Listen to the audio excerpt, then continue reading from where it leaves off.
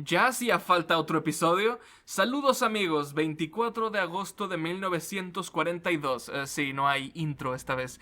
Empecemos por la parte favorita de todos los que sintonizan Odisea Animada, contexto histórico. Entre 1933 y 1945, Estados Unidos ejercía un movimiento político conocido como la política de buena vecindad. Era una iniciativa para consolidar a los gringos con los latinoamericanos, principalmente para poder unir fuerzas en contra de amenazas exteriores. Y pues andamos en los 40, se imaginarán de qué amenazas se querían proteger, especialmente porque más de un gobierno latino tenía lazos con dichas amenazas, así que pues sí les convenía ser amistosos con los latinos. La parte que nos incumbe fue la ocasión en donde el gobierno comisionó a Disney una película acerca de Latinoamérica, con viaje pagado para sus artistas a varias localizaciones icónicas de nuestras tierras. En base a todo lo que aprendieron y avistaron, se hicieron varios segmentos animados. En palabras menos bonitas, significa que esto es un blog de viajes, pero con monitos. La película se me hace simpática, tiene mucha intención informativa, es una especie de muestra de lo que nuestras diferentes culturas ofrecen y a mí se me hace medio lindo cómo llegan a ser presentadas. Por ejemplo, al principio del segmento con Goofy, un momento que resaltó para mí fue donde el narrador dice que los gauchos son nuestra versión de los vaqueros, como que queriendo decir, hey, miren, no somos tan diferentes, es como que intentando hacer paralelos entre las culturas. Al mismo tiempo, no soy argentino o uruguayo, así que gente de esas tierras, díganme ustedes en los comentarios qué opinan de la comparación. Pero entonces funcionó, o sea, yo ya dije que me agradó, pero ¿acaso a los latinos como conjunto les gustó? Pues fue un éxito en ventas y en años posteriores, si vas a clips de la película en internet, se te hará muy difícil encontrar comentarios negativos viniendo de latinos. La única crítica de la época que encontré es la famosa historia de Pepo creando a Condorito al estar insatisfecho con la representación chilena. Y la verdad puedo ver por qué. Ok, no soy argentino ni chileno, así que ustedes me dirán.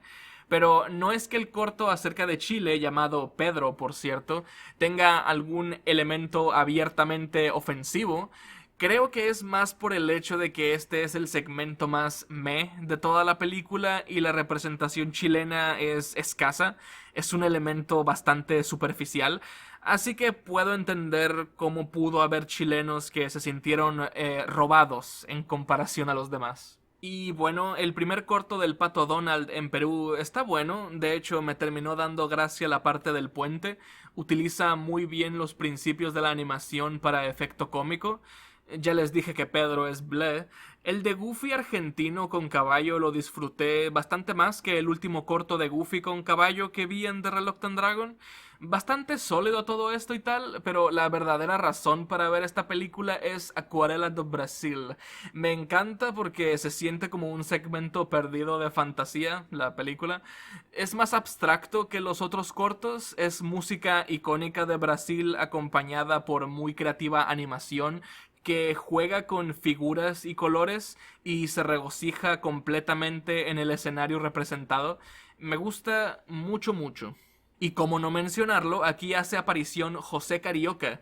Es imposible no atraparse en el carisma de este pájaro, sus manerismos, su ritmo, su bonita voz. Ojalá tuviéramos más de él en esta película. Oh, pero no hay nada de qué preocuparse. Pronto lo veremos en la siguiente película que nos toca revisar. Oh, aquí vamos, gente. Los tres caballeros... Esto no es los tres caballeros... Pero...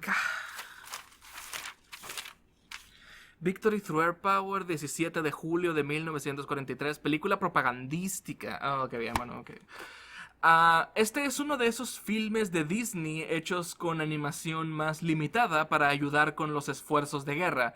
Está basada en un libro del mismo nombre de Alexander de Seversky, espero haber pronunciado eso bien, quien también aparece en la película. Es esencialmente un ensayo hecho por Alexander dedicado a los funcionarios de gobierno acerca de cómo le deben meter más ganas a la Fuerza Aérea para ganar la guerra.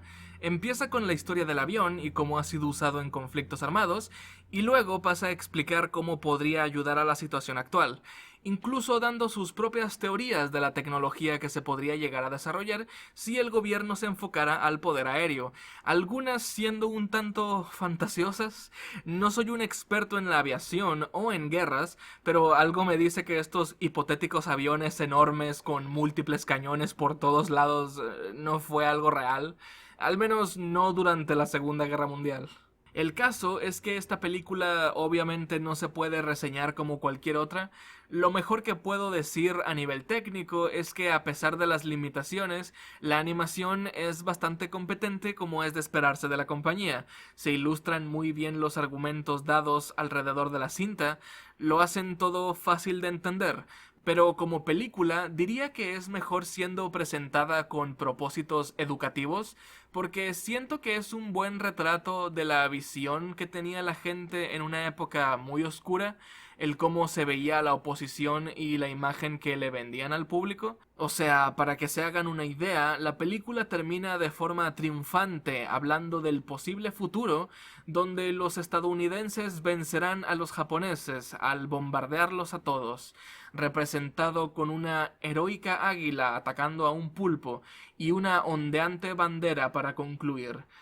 Sí, es ese tipo de película propagandística. Eso sí, la introducción de esta película, donde se habla de la historia de la aviación, en realidad ha sido usada con propósitos educativos. Tal vez alguno de ustedes la haya visto si estudian algo relacionado a historia. Así que al menos algo se puede sacar de esto. Pero esta película sí tiene un legado por la que es principalmente recordada. Una de las bombas planteadas en el largometraje sirvió como inspiración para la fabricación de una bomba real usada en la guerra, aunque de forma muy limitada. Incluso fue apodada la bomba Disney. Sí, muy lindo saber que una película de Disney directamente causó el fin de vidas humanas. Disculpen, ¿se está poniendo medio lúgubre este video? ¿Podemos pasar a algo más bonito? Los Tres Caballeros, 21 de diciembre de 1944. Ok, Los Tres Caballeros sirve como una especie de secuela a Saludos Amigos. Es básicamente lo que pasa si tomáramos Acuarela do Brasil y lo hiciéramos toda la película. Bueno, no toda. El inicio, es decir, como los primeros 20 minutos más o menos, en realidad no son tan interesantes. Son tres pequeños segmentos que están bien, o sea, para darles crédito, pueden ser imaginativos y simpáticos, pero se sienten un poco desconectados con el resto. Hablando de conectar, a diferencia de Saludos Amigos, aquí se tiene una historia, o más bien un simple marco narrativo para enlazar los eventos. Consiste en el Pato Donald abriendo los regalos que le llegaron por su cumpleaños. Solo menciono esto para poder decirles que Donald cumplió años en un viernes 13, y pienso que eso es apropiado. La fiesta de verdad empieza cuando José Carioca vuelve a aparecer. La química entre él y Donald es inigualable y se pone mejor más tarde cuando se introduce al grupo un gallo mexicano llamado Pancho Pistolas, porque por supuesto que se llama así. Es bien bonito verlos compartiendo mutuamente el amor por su cultura y la de los demás, genuinamente intrigados por aprender de sus amigos y disfrutando a su manera. Hey, si querían lograr un sentimiento de hermandad en la audiencia, lo admito, me tienen comiendo de la palma de su mano.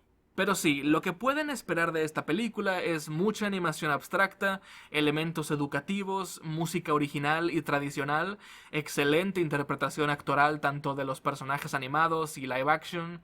Ah, sabía que se me estaba olvidando algo, excepto que no, porque todo esto está escrito. Como ven, este filme usa actores de carne y hueso en combinación con personajes animados. Más allá de verse obvio el hecho de que proyectan la animación atrás de los actores, la verdad el efecto está bien logrado. Y oye, puntos por conseguirse bailarines y cantantes de los respectivos países representados. Hablando de, hay cierta discusión que se puede tener con esta película y bueno, también con Saludos Amigos, acerca de la visión que se da de Latinoamérica. No es que haya algo evidentemente ofensivo con esta película o... Bueno, en un segundo regreso a eso.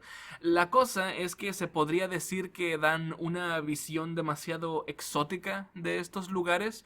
Y quiero dejar en claro, hablo de esto recién ahora en Los Tres Caballeros porque aquí se ve representado México, mi país, y si bien no pretendo hablar por todo mexicano, hablo como un mexicano al decir que si bien generalmente disfruté esta película y nada realmente me pareció ofensivo, de hecho la representación a mi país la encontré bastante placentera, el problema no es ese. Yo no soy ningún sociólogo o lo que sea, por lo que esto solo es un pensamiento mío, pero creo que la razón por la que se te va a hacer súper difícil encontrar a un mexicano que genuinamente se ofenda de esta película es porque nosotros sabemos cómo es México en el día a día. O sea, a ver, escúchenme.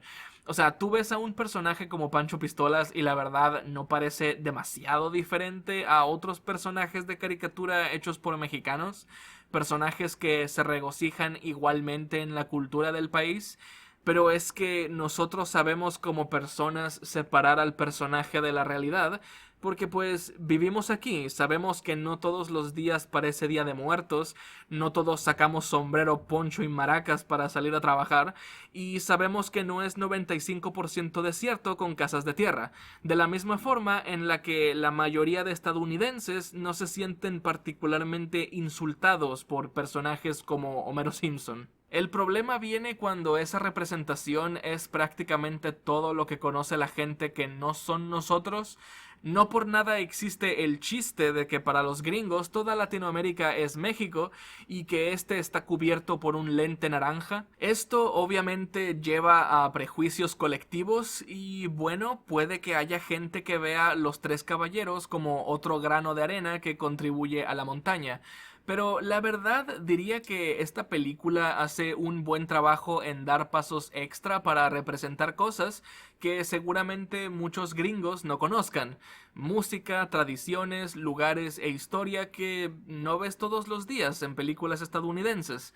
O sea, por favor, la cosa que prácticamente todo el universo conoce de nosotros, el Día de Muertos, ni siquiera es mencionado aquí. Entonces, el mayor problema que alguien podría resaltar es el cómo Pancho prácticamente respira estereotipos, ninguno negativo diría yo, pero pues aquí es donde entramos al territorio de discutir si deberíamos culpar al personaje o a la ignorancia de la audiencia, o si es que los estereotipos positivos todavía pueden ser dañinos, temas que son demasiado grandes para la escala de este video, gracias al cielo.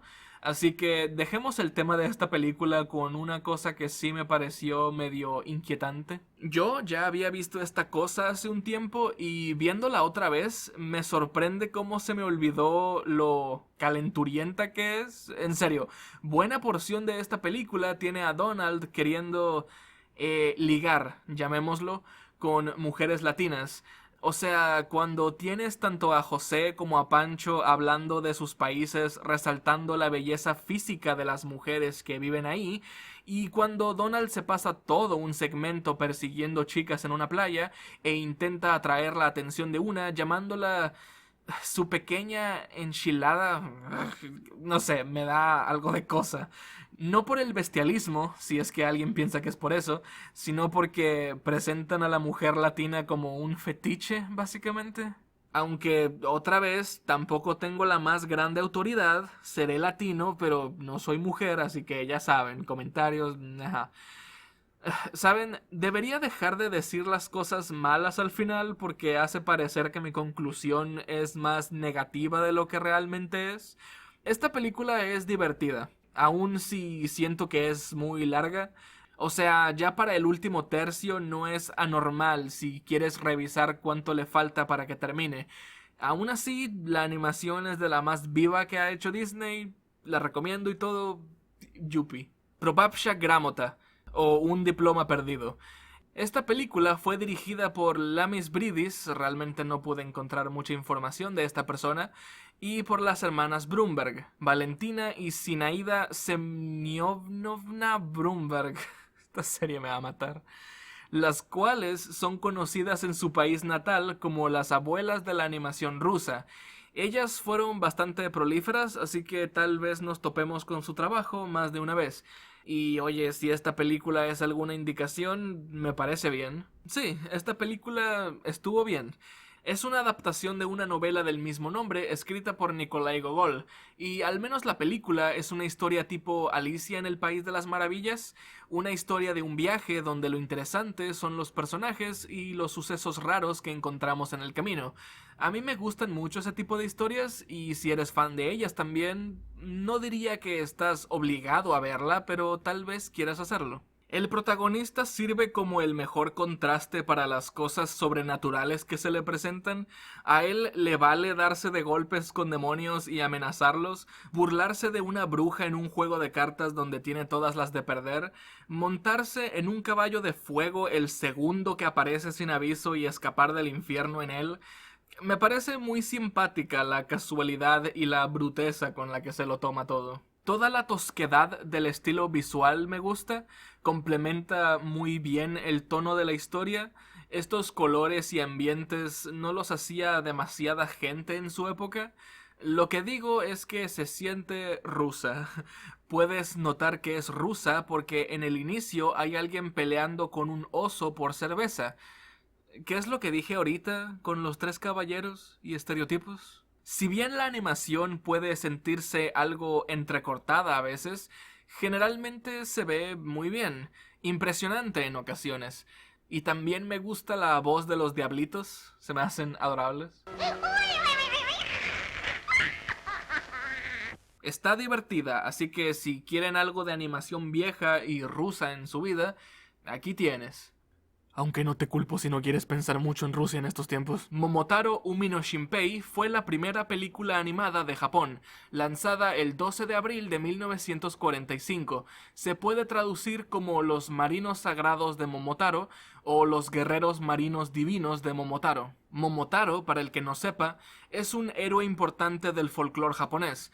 Y adivinen, esta es otra película de propaganda, así que prácticamente este es el equivalente japonés a esas animaciones propagandísticas que usan cuentos de hadas para transmitir un punto. En fin, esta película es medio secuela a otra cinta de propaganda del mismo director, Mitsuyo Seo. Esta se llama Momotaro no Umiwashi, o Las Águilas Marinas de Momotaro, estrenada en 1943. A pesar de considerarse una secuela, estas dos entregas no tienen casi nada que ver entre sí. Perfectamente puedes ver y entender una sin necesidad de ver la otra, y si bien la del 43 no califica para Odisea animada, ya que solo dura media hora, la vi de todas formas, y para hacerles el cuento corto, es una recreación animada del incidente en Pearl Harbor, pero con animalitos y comedia física, diversión para toda la familia. Y Brutus de Popeye aparece aquí también, porque americanos y marinos y ajá, realmente no me gustó. Entonces, la del 45. Algo que es más apreciable de esta obra en comparación a muchos otros productos de propaganda es el enfoque más personal y humano. Claramente uno de los objetivos en mente era crear solidaridad y patriotismo con los soldados y sus esfuerzos. Aquí los pintan como personas con mucho que perder, y a pesar de todo, la película tiene cierto aire de esperanza para los peques de Japón y necesitaban toda la esperanza que podían dar, porque recordemos que a este punto a Japón no le estaba yendo muy bien en la guerra, que digamos. Suena bonito y todo, pero incluso esta película no está por encima de dar golpes bajos como las propagandas de todo el mundo durante este tiempo. Aquí tenemos una escena donde unos niños juegan a tirarse en paracaídas sobre Estados Unidos con un dibujo en el suelo hecho con tiza y uno de los niños pisotea el dibujo. Muy sutil Japón, pero creo que se entendió el mensaje. En general creo que esta película es demasiado larga para su propio bien. Siento que se pudo acortar considerablemente. La dirección también es rara, se muestran eventos no relacionados en medio de otros eventos no relacionados y los cortes entre estas escenas pueden ser muy abruptos, haciéndolo sentir todo desorientado e inconexo. La animación está bien. Muchos personajes se pueden ver medio tontos, más que nada sus caras, y tienen este movimiento constante que se ve raro. No hay mucho ritmo ni gracia en la forma de moverse. Lo que sí es digno de mención en cuanto al lenguaje visual es el esfuerzo en mostrar a detalle cómo operan los soldados, cómo se preparan para tirarse en paracaídas, cómo esconden sus aviones con camuflajes, etcétera, etcétera. Otra cosa que encuentro interesante es que esta película es un musical. O sea, más o menos, creo que solo hay 2 canciones que los personajes cantan para la audiencia, las demás están justificadas en la historia, pero aún así, digo que es interesante porque al menos yo jamás he escuchado de un musical anime, lo que se me hace raro porque tengo entendido que el teatro musical es popular en Japón. Así que si sienten que he sido muy negativo con esta película, al menos puedo decir que las canciones son agradables, a pesar de que duran 1000 años. Lamentablemente, a pesar de los admirables esfuerzos en hacer sentir a esta propaganda militar como algo más, al final no es algo que le recomendaría a mucha gente por todo lo dicho antes. Garbancito de la Mancha, la primera película animada de España, del 23 de noviembre de 1945. Esta película presenta una especie de amalgama entre Don Quijote y Garbancito, o Patufet, como se le conoce en catalán. En caso de que sean como yo y no supieran, Patufet es un personaje de cuento tradicional de Cataluña. Quiero resaltar primero los visuales. Si bien no es de las películas más elegantes que he revisado, la animación suele verse bien, lo cual es de admirar de cualquier película que no fuera Disney o Fleischer, porque hoy por hoy hacer una película animada no es barato y menos lo era en esa época. Aunque podría repetir esto todo el rato con varias películas de esta lista, pero en fin. Hablando de Disney y Fleischer, el estilo de dibujo claramente toma notas de esos 2 estudios, pero sale viéndose ciertamente distintivo. Quisiera poder hablar mejor de la estética con los colores, pero como ven, el tiempo no le ha servido de mucho a la cinta. En cuestión de diseño hubo una cosa que me resaltó como extraña, y bueno, necesita un poquito de explicación. Parte de la historia involucra al protagonista, Garbancito, obteniendo el poder de hacerse pequeño, o volverse un garbanzo, como le dicen, y la primera vez que lo hace todo está normal, pero cuando hace lo mismo más adelante le falta el cabello por algún motivo y no se explica y no sé por qué pasa. La historia es de lo más típico en cuestión de cuentos de hadas, buenos contra malos. Garbancito es un niño huérfano que se embarca en un viaje para derrotar al gigante Caramanca después de que viniera a secuestrar a sus amigos del pueblo. Una historia tan simple que a mí me parece que no sabían cómo alargar por toda una hora, porque la película empieza con unas cuantas secuencias de relleno. El mero inicio es narración presentando a los personajes y contándonos de qué va a tratar la historia. No trasfondo o algo para entender dicha historia, solo nos cuentan cosas que van a pasar. Eso realmente no contribuye nada. Después vemos a unos gusanos cantando que no volvemos a ver nunca. Yo soy el que toca el pito. Pasamos a una escena donde Garbancito se hace unos huevos y un insecto se esconde en uno de ellos. Oh, pero luego valió porque cae en el sartén. Jijijaja. Al menos esta escena establece la rutina diaria de Garbancito, nos damos una idea de quién es y qué bien, porque a veces encuentro a Garbancito un personaje algo entrañable. Es un niño muy bien hablado y a diferencia de mí en la vida real nadie se burla de él por eso, así que me sirve de fantasía de poder. Es capaz de consolar a una madre desamparada cuyos hijos se encuentran en peligro con un inspirador discurso. Y vaya, denle crédito al plebe, vive solo y hace todo por sí mismo. Se forja su propia espada para ir a matar a un gigante, o sea, bestia, el tipo cosa seria, pues. También me da gracia lo inapropiada que puede ser esta película para niños. No sé, a lo mejor yo soy súper suave, pero no recuerdo la última película infantil que vi donde un niño insulta a un villano llamándolo un aborto. Como ellos sufren cautiverio de ese aborto del infierno. O también cuando Garbancito es asesinado por los tres malandros estos, porque sí, directamente se muere. Poco después de empezar su aventura es acorralado y muere a golpes. No me lo esperaba, la verdad. Pueden decirme, oh, Pinocho también se moría, pero había una construcción ahí, acá pasa de la nada. Nah, pero no se preocupen, es revivido poco después por un hada ángel algo que nomás por ser Shido le da el poder de hacerse pequeño.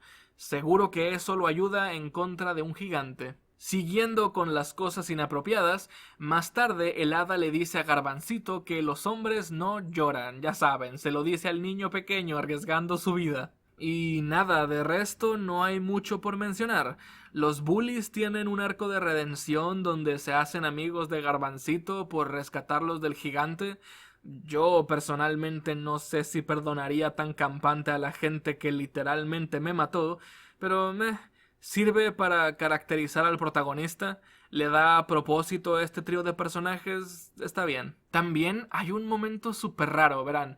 Garbancito tiene de acompañante a su amiga cabra llamada Peregrina, y durante la aventura la sirvienta del gigante los observa con una bola mágica. Llega un momento donde Garbancito se separa de Peregrina y mientras la bruja esta lo observa, Peregrina simplemente sale de la bola mágica llegando a la guarida del gigante. ¿What? Si se lo preguntan, no. Esta cabra nunca fue presentada como un personaje estilo Deadpool. No es como cuando Bob Esponja viaja por la transición de burbujas. Simplemente sucede. Me quejaría, pero la verdad la historia es tan simple que cualquier cosa que la haga resaltar me parece bien. También hay una secuencia donde estos árboles le cantan al protagonista. Me gusta cómo se ven y cantan mi canción favorita de la película. Es otra escena sin mucho propósito, más allá de presentar la idea de que este es un mundo extraño y sobrenatural, pero es divertida. Si acaso he dado a entender que no me gustó esta película, no exactamente, es entretenida, con todo y todo está bien hecha. Solo que es medio rara, pero eso es lo que le da cierto encanto. Make Mine Music salió el 20 de abril de 1946. La compañía Disney no estaba muy bien parada en esa época. Sus películas al principio de los 40, si bien se han convertido en famosos y aclamados clásicos, en su momento representaron fracasos comerciales. Y pues la Segunda Guerra Mundial no hacía las cosas más fáciles. Mucho del staff de la compañía o fue enlistado en el ejército o se veía obligado a crear filmes instructivos o de propaganda. Y para mantener viva la división que hacía películas para cines, poco más les quedaba que juntar cualquier sobra que pudieran rescatar y presentarla al público. Y así es como llegamos a Make Mine Music, el tercer filme antológico de Disney, después de Saludos Amigos y Los Tres Caballeros. Esta película resalta en comparación a sus dos predecesoras porque no tiene realmente una temática que enlace los cortos presentados y no tiene pretensiones educativas tampoco. Pero más que eso, nuevamente, son sobras. Y yo sé que esa es la forma más cínica para poder hablar de esto. Ojalá no parezca que quiero desmeritar el trabajo artístico. A pesar de todo, esta película no se ve demasiado diferente al altísimo estándar de calidad que tiene Disney en cuanto a visuales. Hay buen uso de los principios de la animación. Es solo que la forma en la que están construidos estos cortos palidece en comparación a algo como Fantasía o Los Tres Caballeros. Y todo esto recae en el uso de las palabras. Esta película se propone una pregunta similar a las que se hacía Brentalfloss. ¿Y si Fantasía tuviera letra? Espero que nadie sepa de qué estoy hablando. Tenemos cortos donde a lo mucho las letras son incidentales. Su presencia puede no mejorar nada, pero tampoco hacen las cosas peores. No son muy distintos a un típico video musical. Estos están bien. Luego hay cortos donde todo sería mejor si se callaran.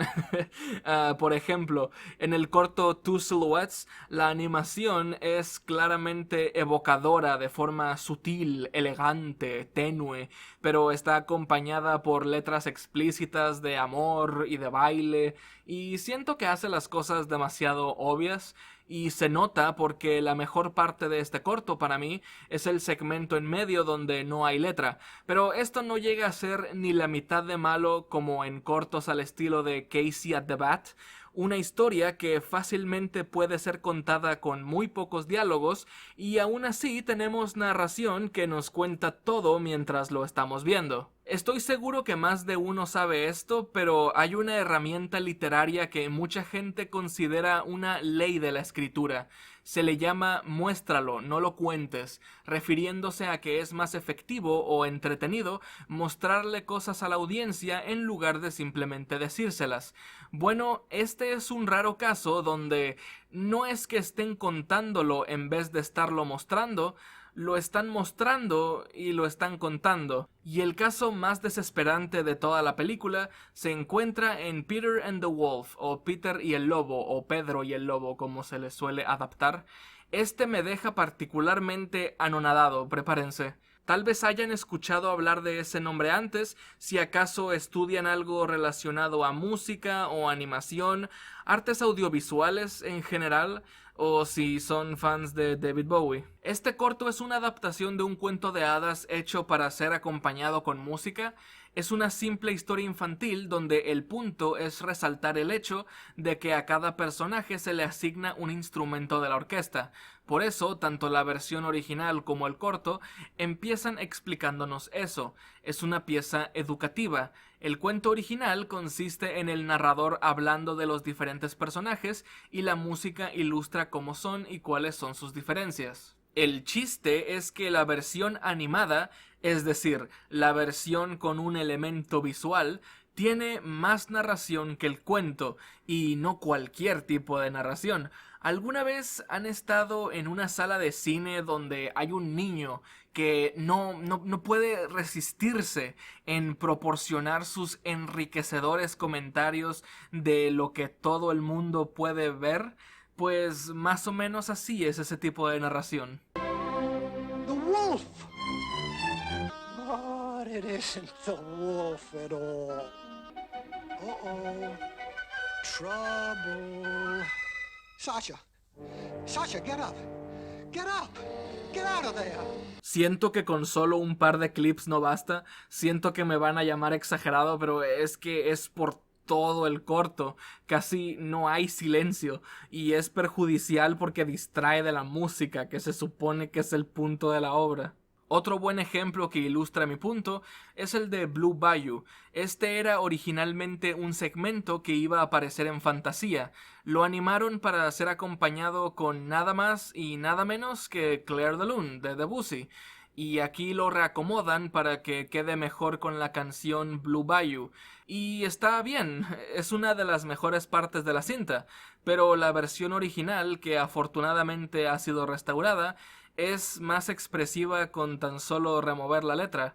No es que la letra en Blue Bayou sea mala o estorbe necesariamente, pero como he dicho antes, es incidental. Además, ¿cómo vas a ser mejor que Clair de Lune? Y aprovechando que voy tirando trivia, algunos cortos de esta película han sido censurados. El primer corto de toda la obra, llamado The Martins and the Coys, basado en el evento de la vida real con la familia Hatfield y la familia McCoy, ha sido removido de los lanzamientos americanos, presumiblemente por la utilización de armas. Y también escenas de leve desnudez en All the Cats Join In han sido modificadas. Esto me da gracia porque, claro, no hagamos nada acerca del sexismo y ¿saben a quién le importa si le damos dismorfia corporal a todos los jóvenes de los 40s? Nadie nos va a decir nada por ahora. Los dos cortos que más recomiendo son All the Cats Join In, porque es sencillamente disfrutable y la canción me gusta. Además, miren a esta tipa es chida. Y el de la ballena que canta ópera, que tiene un nombre demasiado largo, es el último corto de la cinta. El tipo que la canta es buenísimo y tiene un final inesperado que, bueno, no se los quiero contar, tienen que verlo, es bueno. Y para terminar, Futau. Bueno, lo intenté. Traducido significa el yesquero o el mechero de Yesca, lanzado el 16 de mayo de 1946. Esta fue la primera película animada danesa dirigida por Sven Midling, quien fue más que nada un actor en algunas otras películas danesas. Esta película me dejó confundido, tanto así que me leí el cuento original en el que está basado para ver si no me estaba perdiendo de algo, y no. El escritor original de la historia es Hans Christian Andersen, conocido por otros famosos cuentos de hadas como La Sirenita, El Patito Feo, Pulgarcita, La Reina de las Nieves y muchos más. En su tiempo, este autor a veces era criticado, entre otras cosas, por la falta de una moraleja clara en sus historias, y leyendo El Yesquero me doy cuenta de qué hablaban. No quiero ser demasiado mala onda porque fue una de sus primeras historias, pero es que literal es una historia de un tipo malo obteniendo lo que quiere. O sea, no es como una historia donde hay un punto en escribir a un protagonista de moralidad cuestionable. A ver, este tipo, que es un soldado, se encuentra con una bruja, o bueno, le dicen bruja, pero no la vemos hacer nada malo, en fin. Ella le dice que se meta a este árbol donde hay incontables riquezas, que puede sacar lo que quiera, pero le debe traer el yesquero que hay dentro. El tipo lo hace, pudiendo burlar a los perros gigantes de ojos gigantes que hay dentro.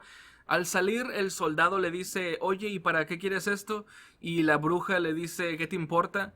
Y sin mayor provocación, el soldado le corta la cabeza. Un simple come torta hubiera bastado, pero ok. El tipo rápidamente se gasta el dinero en ropa y borracheras, y luego de descubrir que el yesquero llama a los perros que estaban dentro del árbol, los usa para que le traigan más dinero. Pero aparentemente el dinero no compra la felicidad. El soldado quiere casarse con la princesa, así que de noche le pide al perro que la secuestre mientras está dormida. Y mientras está dormida, el soldado la besa. Hans, ¿qué onda? Critiquen a Blancanieves todo lo que quieran, adelante, me parece perfecto, pero mínimo Blancanieves conocía y le gustaba de antes al vato que la besa sin permiso, y era para salvar su vida. Pero no se preocupen, a la princesa le gusta porque obviamente una cosa lleva a la otra, encuentran al soldado para ejecutarlo, pero logra usar el yesquero para salir de la situación, y con la realeza intimidada, el soldado logra casarse con la princesa. ¿No es bonito el amor? De hecho, es peor en el cuento. En la película los perros lanzan a los verdugos, al rey y a la reina a un lago, mientras que son asesinados en la versión original. Supongo que la princesa no tendrá problemas casándose con la persona que mató a sus padres. Perdón si parece que no me centro mucho en la película en específico, pero es que más allá de unos detalles superficiales es una adaptación muy fiel. No hay mucho de qué hablar en ese sentido. Siendo un cuento de hadas sin una moraleja clara, queda a tu interpretación qué se supone que intenta decir Andersen con esta historia siquiera. Debido a que su autor creció siendo pobre y habiendo dicho que sus cuentos tienen elementos de su vida personal, llegando a describir El Patito Feo como una autobiografía, hay quienes creen que el yesquero es una especie de fantasía de poder. Después de todo, la historia se trata de un soldado al que no dejan casarse con la princesa por ser de menor clase y estatus, que a pesar de todo logra conseguir lo que quiere. Y siendo completamente justos, el soldado, a pesar de todo, no es mostrado como alguien tacaño, se muestra que le daba dinero a los pobres de vez en cuando, y el rey y la reina estaban mal al prohibirle a su hija casarse con quien quería. Supongo que es refrescante como cuento de hadas porque de forma muy estricta no hay buenos aquí realmente, pero te va a dejar preguntando cuál es el punto de todo. Y les recuerdo que no estoy aplicando sensibilidades modernas a una obra antigua. Incluso en la época tenían problemas con Andersen por no tener una moraleja fija en algunas de sus historias. Aunque tal vez sí estoy aplicando sensibilidades modernas al darme cosa como el besar a una mujer inconsciente, lo pintan como un gesto bonito. Ya saben, me pueden culpar de ese crimen si quieren, aunque no sé cómo voy a seguir viviendo conmigo mismo después de eso. En fin, eso nos deja con la película.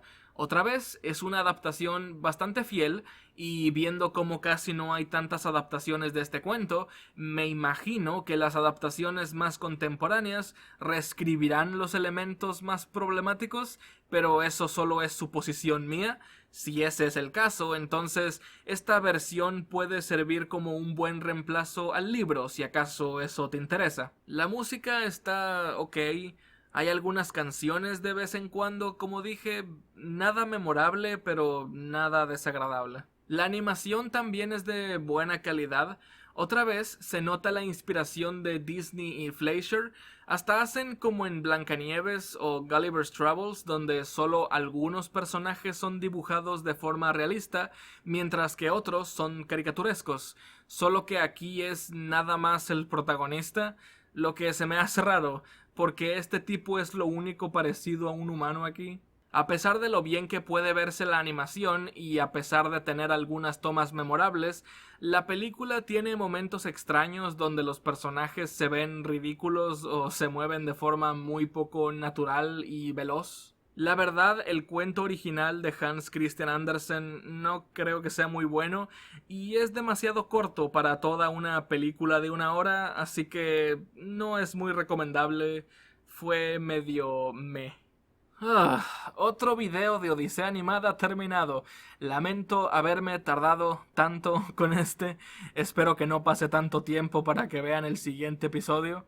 Hablando de, déjenme por ninguna razón revisar qué películas me tocan ver el siguiente episodio. Yo seguiré aquí y les deseo buenas noches.